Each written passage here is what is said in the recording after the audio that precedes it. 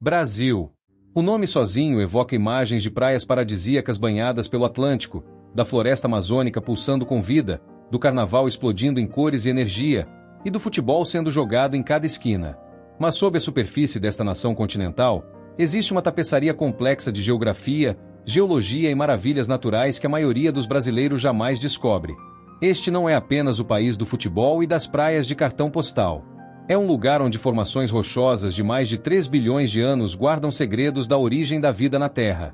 Onde rios subterrâneos esculpem catedrais de pedra nas profundezas do solo. Onde ecossistemas únicos no planeta resistem ao tempo. E onde a própria geografia moldou não apenas a paisagem, mas a alma e a cultura de 215 milhões de pessoas. Prepare-se, porque você está prestes a descobrir 20 fatos inacreditáveis sobre o Brasil que vão mudar completamente a forma como você entende o verdadeiro gigante da América do Sul. Mas antes de embarcar nessa expedição geográfica e cultural, inscreva-se no canal Produto Brasileiro, ative as notificações e deixe um like. Sem mais delongas, vamos começar esta jornada extraordinária. Fato número 20. O Brasil tem 4 fusos horários. Começamos com algo que muitos brasileiros não compreendem completamente. O Brasil é tão vasto geograficamente que abrange 4 fusos horários diferentes. A distância entre o ponto mais oriental do Brasil, a Ponta dos Seixas na Paraíba, e o ponto mais ocidental, na fronteira do Acre com o Peru, é de aproximadamente 5.200 quilômetros. Para colocar isso em perspectiva, é maior que a distância entre Lisboa e Moscou. Quando são meio-dia em João Pessoa, são apenas 9 da manhã no Acre. Esta diferença de 3 horas dentro do mesmo país cria situações curiosas. Brasileiros no Acre podem assistir jogos da seleção brasileira 3 horas antes do horário oficial de Brasília. O fuso horário oficial de Brasília, UTC-3, é o mais populoso, abrangendo estados como São Paulo, Rio de Janeiro, Minas Gerais e todo o Nordeste. O fuso UTC-4 inclui estados como Amazonas, Rondônia, Roraima e Mato Grosso. E o fuso UTC-5 abrange apenas o Acre e parte do Amazonas Ocidental. Esta geografia temporal é resultado direto da imensidão territorial do Brasil, 8.500.000 km², tornando-o o 5º maior país do mundo. Um território maior que a Europa continental inteira, excluindo Rússia. Fato número 19.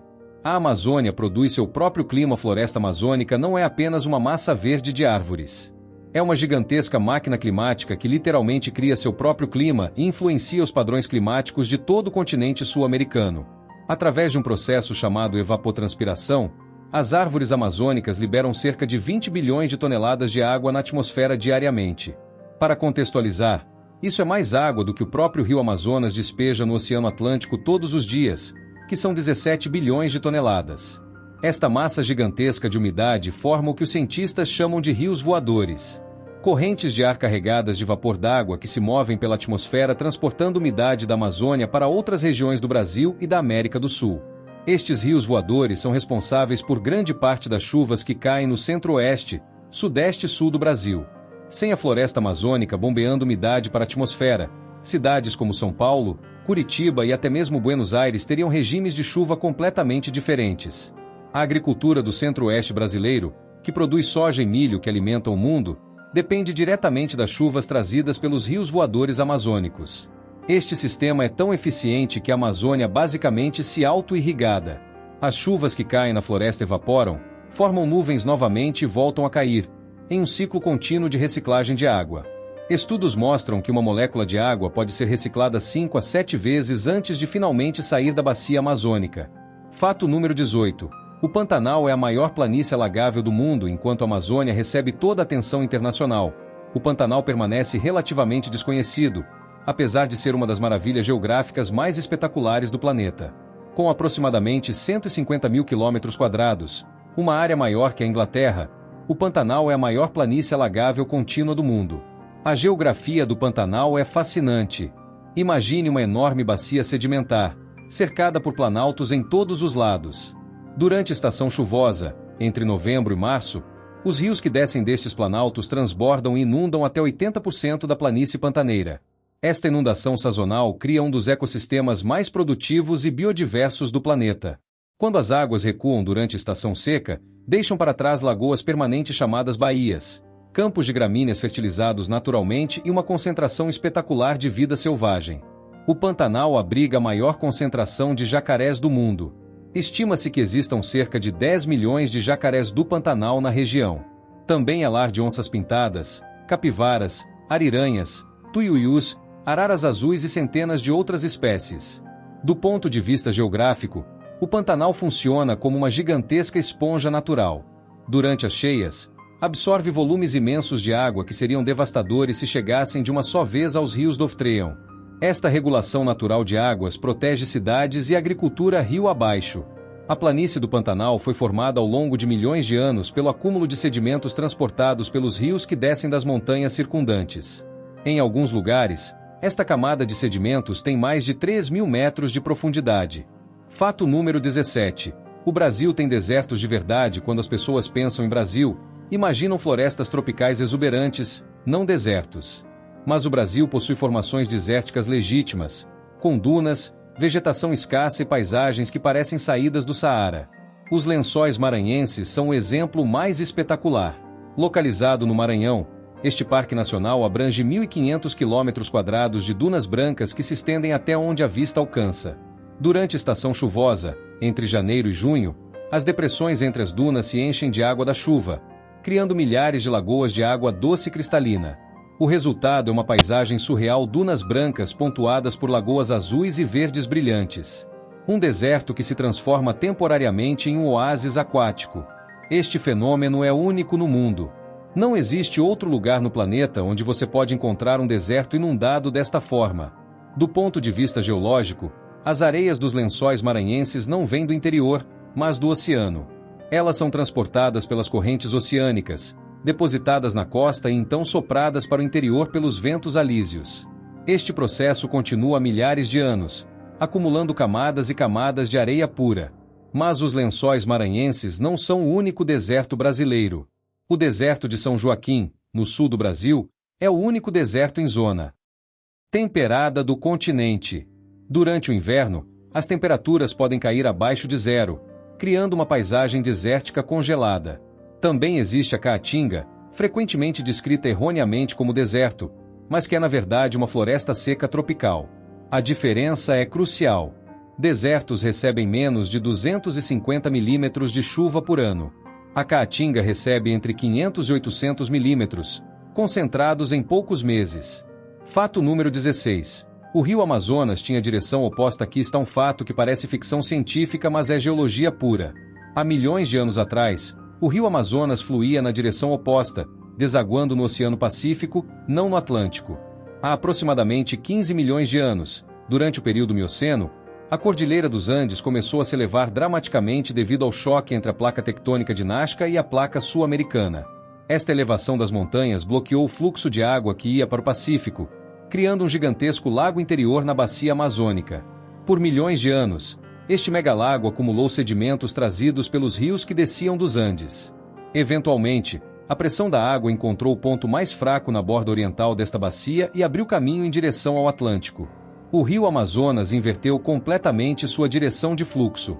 Esta inversão teve consequências profundas para a geografia e biologia da região. A mudança no padrão de drenagem alterou completamente os ecossistemas.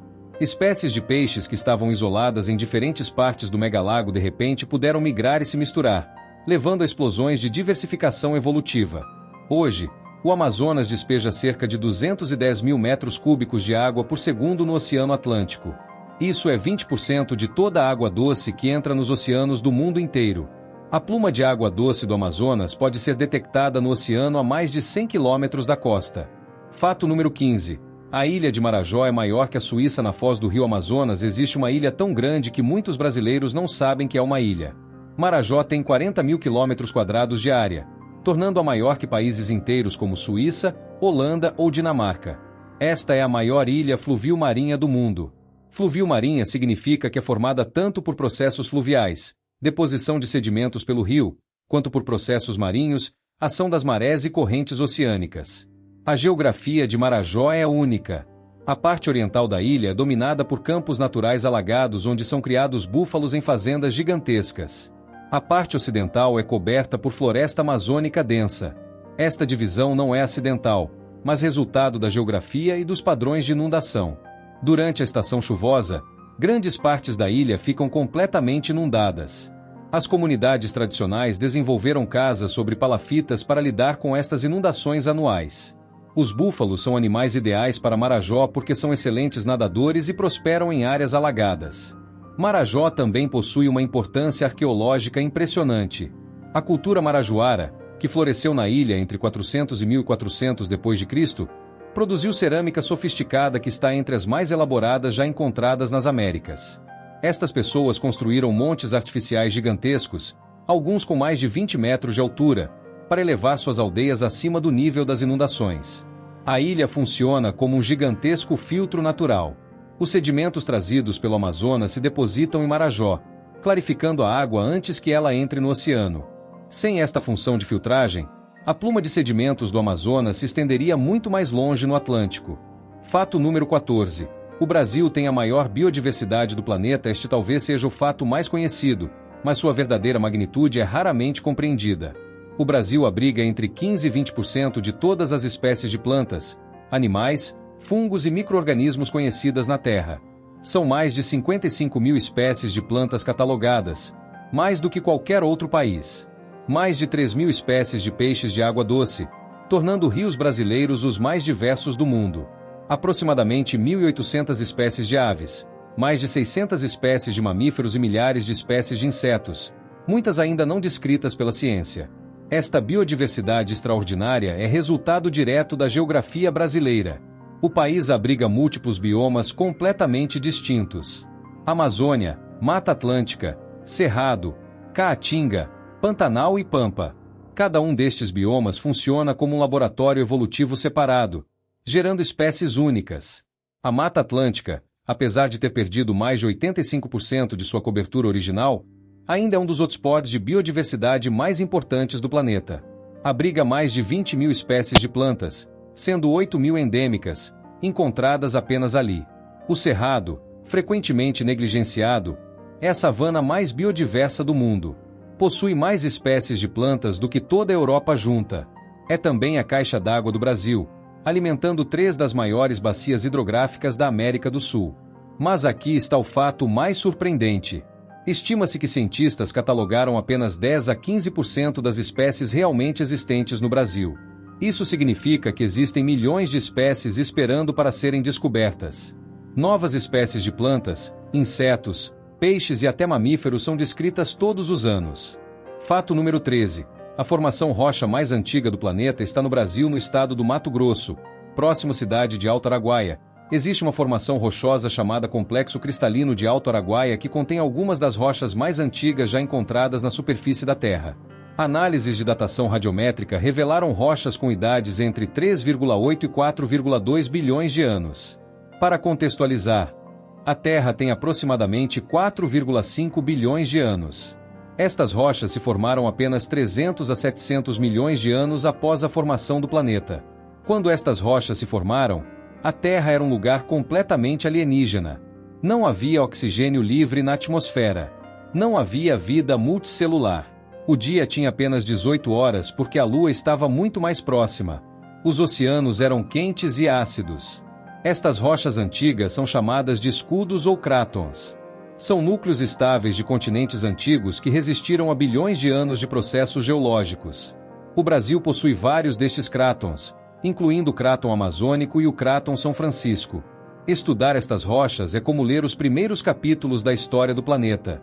Elas contêm evidências dos primeiros processos geológicos, das primeiras formas de vida e dos eventos cataclísmicos que moldaram a Terra primitiva. Cientistas encontraram nestas rochas brasileiras estromatolitos fósseis, estruturas formadas por cianobactérias que foram alguns dos primeiros organismos fotossintetizantes.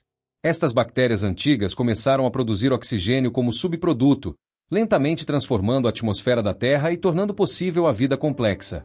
Fato número 12. O aquífero Guaraniaúma. Das maiores reservas de água doce do mundo sob os pés de milhões de brasileiros, argentinos, paraguaios e uruguaios existe um tesouro escondido de valor incalculável. O aquífero Guarani é uma das maiores reservas de água doce subterrânea do mundo, com volume estimado em 45 mil quilômetros cúbicos de água.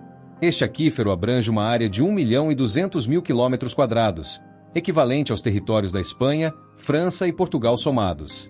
No Brasil, se estende por São Paulo, Paraná, Santa Catarina, Rio Grande do Sul, Mato Grosso do Sul, Goiás, Minas Gerais e Mato Grosso. O aquífero está localizado em rochas porosas de arenito, formadas entre 230 e 130 milhões de anos atrás, durante os períodos Triássico, Jurássico e Cretáceo. Estas rochas funcionam como esponjas gigantescas, armazenando água em seus poros e fraturas. A profundidade do aquífero varia muito. Em algumas regiões, está a apenas 50 metros da superfície. Em outras, pode estar a mais de 1.800 metros de profundidade. Quanto mais profundo, mais antiga e mais quente é a água. Em algumas áreas, a água surge naturalmente na superfície através de fontes termais com temperaturas acima de 50 graus Celsius.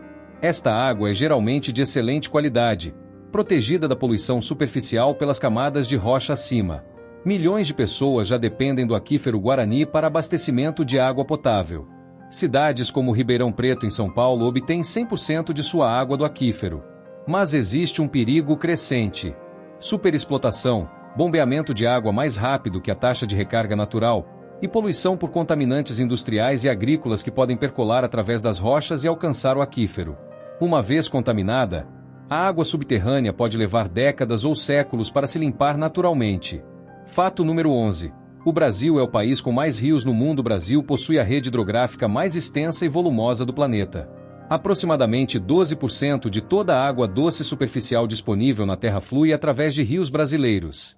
A bacia amazônica sozinha é responsável por cerca de 20% de toda a descarga fluvial dos oceanos do mundo. Mas o Brasil não tem apenas rios grandes. Tem também uma quantidade absurda deles. São estimados mais de 55 mil corpos d'água classificados como rios no território brasileiro. Esta densidade de rios é resultado direto da geografia.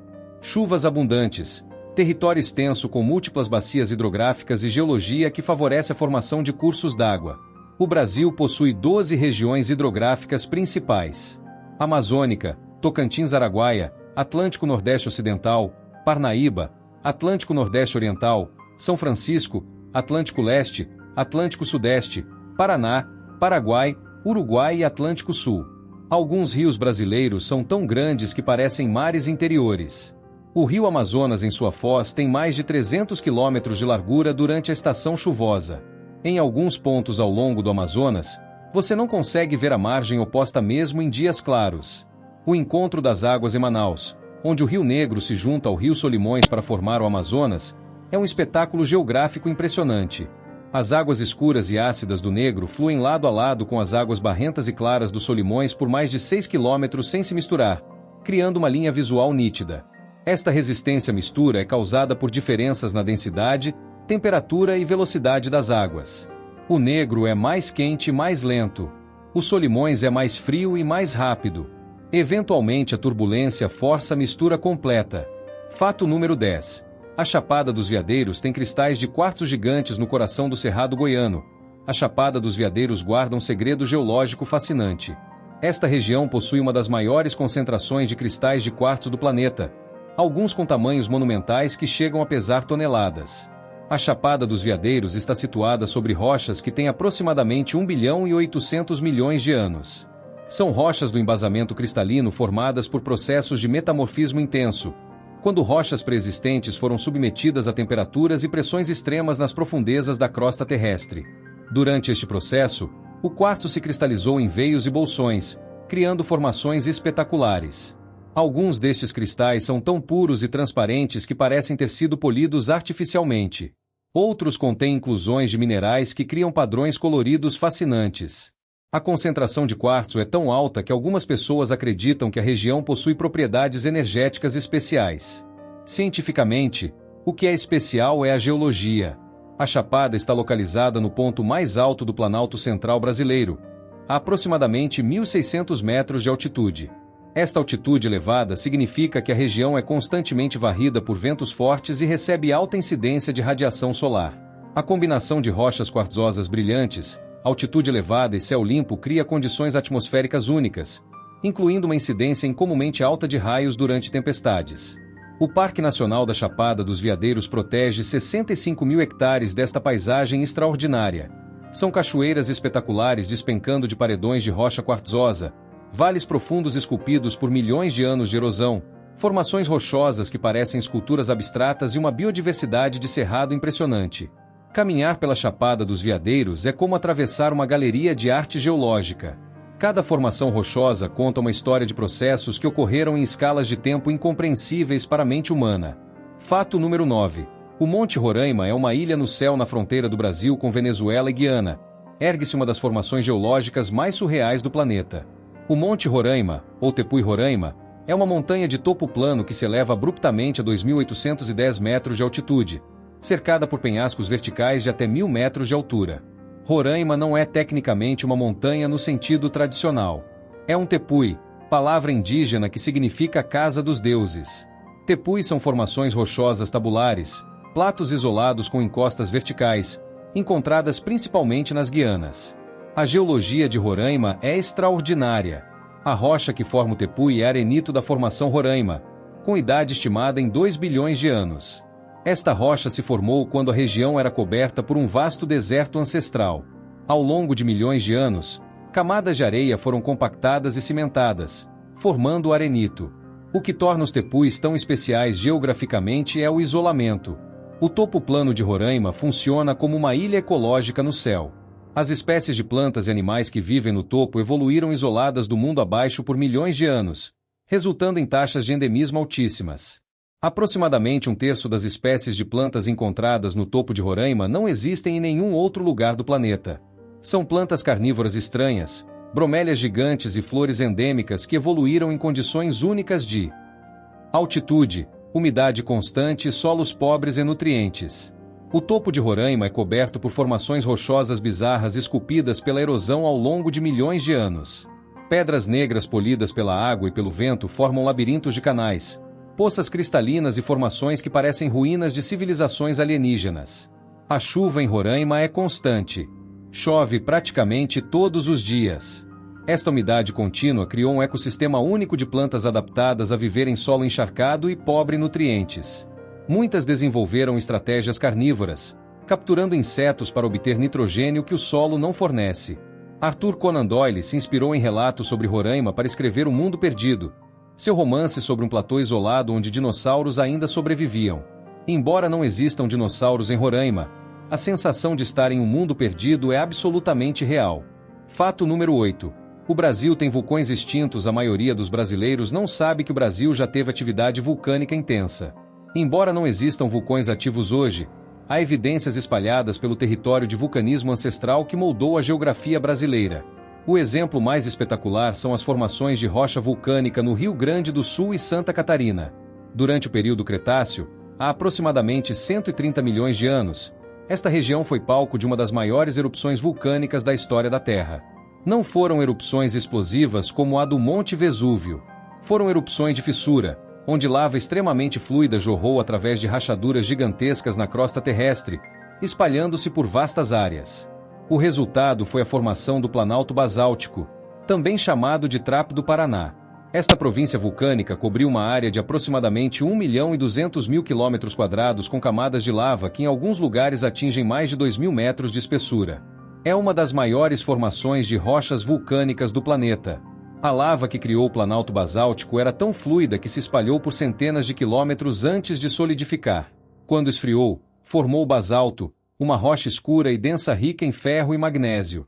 Esta rocha, ao se decompor ao longo de milhões de anos, criou o solo vermelho e extremamente fértil chamado Terra Roxa, que hoje sustenta a agricultura mais produtiva do Brasil. As cataratas do Iguaçu são resultado direto deste vulcanismo antigo. A água do rio Iguaçu flui sobre camadas de basalto até encontrar uma zona de fratura onde a rocha é menos resistente. Ali, a erosão criou o desnível dramático que resulta nas cachoeiras espetaculares. Outro exemplo de vulcanismo brasileiro são os plugs vulcânicos, estruturas formadas quando o magma solidificou dentro da chaminé de um vulcão. O Pico do Cabugi no Rio Grande do Norte e o Morro do Pico em Trindade são exemplos destes plugs, vestígios de vulcões que estiveram ativos dezenas de milhões de anos atrás. Fato número 7. A Serra da Capivara tem pinturas rupestres de 25.000 anos no sertão do Piauí. Em uma das regiões mais áridas do Brasil, existe um tesouro arqueológico que reescreve a história da ocupação humana das Américas. O Parque Nacional da Serra da Capivara abriga a maior concentração de sítios arqueológicos com pinturas rupestres das Américas. São mais de 1.300 sítios catalogados, contendo dezenas de milhares de pinturas e gravuras rupestres. Algumas destas pinturas foram datadas em mais de 25 mil anos de idade, desafiando a teoria tradicional de que humanos chegaram às Américas há apenas 15 mil anos através do Estreito de Bering. A geografia da Serra da Capivara é única. É uma região de formações rochosas sedimentares com paredões de arenito e conglomerado que formam abrigos naturais perfeitos. Durante milênios, grupos humanos utilizaram estes abrigos como moradias, deixando para trás não apenas pinturas, mas também ferramentas de pedra, fogueiras e restos de alimentação. As pinturas retratam cenas de caça, dança, rituais, figuras humanas, animais e padrões geométricos abstratos.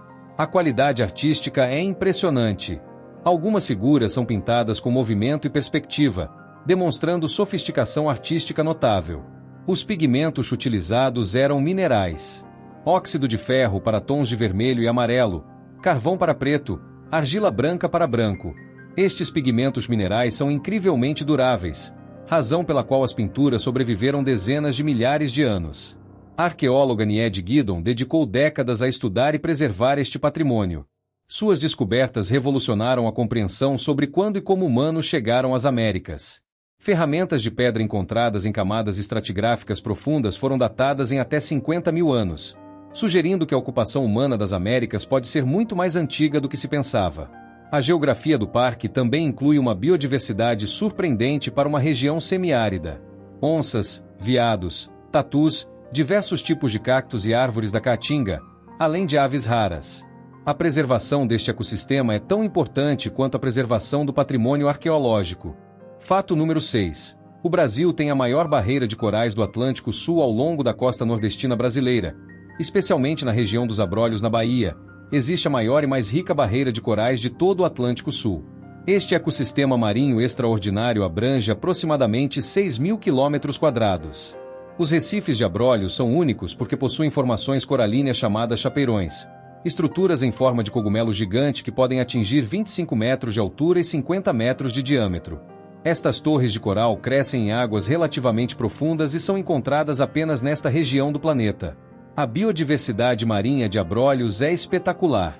São documentadas 1.300 espécies de animais marinhos, incluindo corais, peixes, moluscos, crustáceos, esponjas, equinodermos e algas. Muitas destas espécies são endêmicas, encontradas apenas nos recifes brasileiros. Mas o verdadeiro espetáculo acontece entre julho e novembro, quando as águas ao redor de Abrolhos se transformam no principal berçário das baleias jubarte de todo o Atlântico Sul Ocidental. Estas gigantes marinhas migram milhares de quilômetros desde suas áreas de alimentação na Antártida até as águas mornas e protegidas de Abrolhos para dar à luz e amamentar seus filhotes. A geografia de Abrolhos cria condições perfeitas para a reprodução das baleias. Águas rasas, temperatura elevada, proteção natural contra predadores e correntes oceânicas que trazem nutrientes. Ver uma baleia jubarte de 40 toneladas saltando completamente fora da água é uma experiência que conecta você à magnitude da vida no planeta. Os recifes de coral são ecossistemas extremamente sensíveis. Mudanças na temperatura da água, poluição, sedimentação e pesca predatória representam ameaças sérias. O branqueamento de corais, causado pelo aquecimento oceânico, já afetou partes dos recifes brasileiros. A preservação deste patrimônio natural requer esforços contínuos de monitoramento, fiscalização e educação. Os recifes não são apenas belos. São essenciais como berçários de peixes, proteção costeira contra ondas e tempestades, e fonte de sustento para comunidades pesqueiras. Fato número 5. A Floresta da Tijuca é a maior floresta urbana replantada do mundo no coração do Rio de Janeiro. Cercada por uma metrópole de 7 milhões de habitantes, existe uma floresta tropical de 3.900 hectares. A Floresta da Tijuca não é apenas grande para uma floresta urbana. Ela carrega uma história de destruição e regeneração que é única no mundo. Durante o século XIX, as encostas que hoje formam a Floresta da Tijuca foram completamente desmatadas para plantações de café. A devastação foi tão completa que causou problemas sérios de abastecimento de água para a cidade do Rio de Janeiro. Nascentes secaram. Rios diminuíram seu fluxo. Em 1861, o imperador Dom Pedro II tomou uma decisão revolucionária para a época. Ordenou que as plantações de café fossem desapropriadas e que a floresta fosse replantada. O Major Manuel Gomes Archer foi encarregado do projeto de reflorestamento. Durante 13 anos, Archer e uma equipe de apenas 6 escravos libertos plantaram aproximadamente 100 mil mudas de árvores nativas. Este foi um dos primeiros projetos de reflorestamento em larga escala da história moderna. O resultado, mais de 160 anos depois, é uma floresta exuberante que abriga centenas de espécies de árvores, orquídeas, bromélias, aves, mamíferos, répteis e anfíbios. Tucanos, macacos, preguiças, tatus e até mesmo onças pardas já foram avistados na Tijuca. A geografia da floresta é dramática. Montanhas íngremes, vales profundos, cachoeiras e mirantes como Corcovado e a Vista Chinesa. O Pico da Tijuca, com 1.021 metros de altitude, oferece vistas panorâmicas espetaculares da cidade e do oceano. A Floresta da Tijuca prova que a regeneração é possível. Uma área completamente devastada se transformou, com ajuda humana e tempo, em um ecossistema funcional. Não é exatamente igual à Mata Atlântica primária que existia antes. Algumas espécies nunca retornaram, mas é um exemplo poderoso de resiliência da natureza. Fato número 4. O Brasil tem mais espécies de primatas que qualquer país. O Brasil é o lar de aproximadamente 140 espécies de primatas, mais do que qualquer outro país do mundo. Esta diversidade extraordinária inclui desde minúsculos saguis que cabem na palma da mão até robustos macacos-aranha que saltam através do dossel amazônico. Entre estas espécies estão algumas das mais ameaçadas e raras do planeta. O mico-leão dourado, com sua pelagem alaranjada brilhante, foi reduzido a apenas 200 indivíduos na natureza nos anos 80. Graças a esforços intensivos de conservação, incluindo reprodução em cativeiro e restauração de habitat, a população aumentou para aproximadamente 3.200 indivíduos hoje. O muriqui, o maior primata das Américas, pode pesar até 15 quilos e viver em grupos de até 100 indivíduos. Estes primatas pacíficos, que raramente demonstram agressão e vivem em sociedades matriarcais, estão criticamente ameaçados devido à perda de habitat na Mata Atlântica. A geografia brasileira, com seus múltiplos biomas e barreiras naturais como grandes rios, criou condições perfeitas para a especiação de primatas. Rios amazônicos funcionam como barreiras geográficas, isolando populações de primatas em margens opostas. Ao longo de milhões de anos, estas populações isoladas evoluíram em espécies distintas. O rio Amazonas é tão eficaz como barreira que existem espécies de macacos que vivem apenas na margem norte e outras apenas na margem sul. Eles nunca se encontram na natureza porque não conseguem atravessar o rio. A diversidade de primatas brasileiros também reflete a diversidade de habitats. Micos habitam a Mata Atlântica. Macacos pregos são encontrados em praticamente todos os biomas, da Amazônia ao Cerrado. Uacaris vivem em florestas inundadas amazônicas. Cada espécie evoluiu adaptações específicas para seu ambiente. Primatas são espécies-chave nos ecossistemas. São dispersores de sementes, ajudando a regenerar florestas. São presas para grandes predadores. São indicadores da saúde ambiental. A perda de primatas sinaliza a degradação do ecossistema inteiro. Fato número 3. O Brasil perde 1/3 de sua área territorial durante a noite. Este fato parece impossível, mas é verdade de uma forma fascinante. Durante o dia, o Brasil tem 8.500.000 km². Durante a noite, mantém exatamente o mesmo tamanho físico, mas perde 1/3 de sua área quando consideramos a Zona Econômica Exclusiva. A Zona Econômica Exclusiva, ou ZEE, é uma área marítima que se estende até 200 milhas náuticas, aproximadamente 370 quilômetros, da costa de um país.